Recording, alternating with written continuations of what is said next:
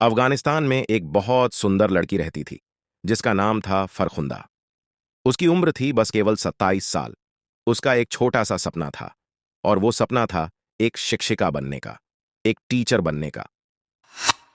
वो कुछ बनना चाहती थी, अपने समाज के लिए कुछ करना चाहती थी। एक शिक्षक बनकर ज्ञान की रोशनी समाज के बच्चों को दिखाने का उसका सपना था। और बस यही उसकी गलती थी। जिस दीन में दिमाग का दखल ही नहीं हो सकता, उसमें भला एक लड़की, एक स्त्री, एक महिला, जो कि आधे दिमाग वाली, आधी अक्ल वाली, यहां तक कि जिनकी गवाही भी आधी चौथाई मानी जाती है, ऐसी एक औरत ने आखिर कैसे एक सपना देख लिया?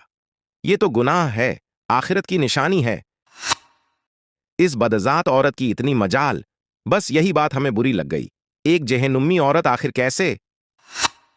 और फिर एक दिन हमने उस पर कूड़ान जलाने का झूठा आरोप लगा दिया।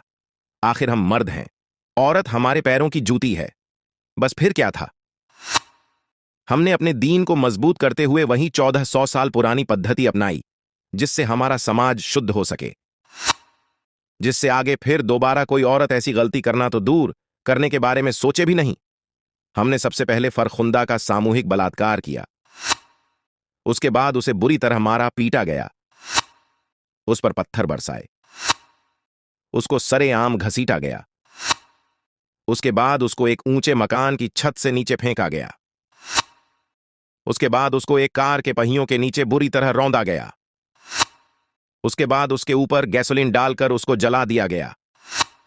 वो चीखती रही, चिल्लाती रही, भयंकर दर्द से तड़पती रही, लेकिन कोई उसकी मदद के लिए आगे नहीं आया।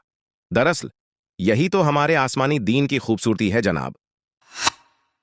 जब तक वो तड़प तड़प के मर नहीं गई, तब तक हम अपने उस आला के करम से, जो रहमान और रहीम है, दयालु और माफ करने वाला है, सही रास्ता दिखाते रहे।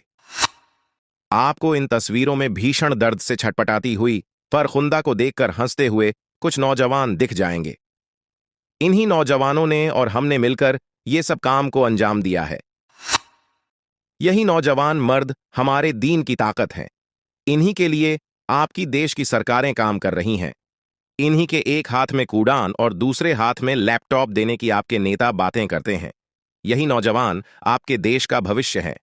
तो कैसी लगी कहानी?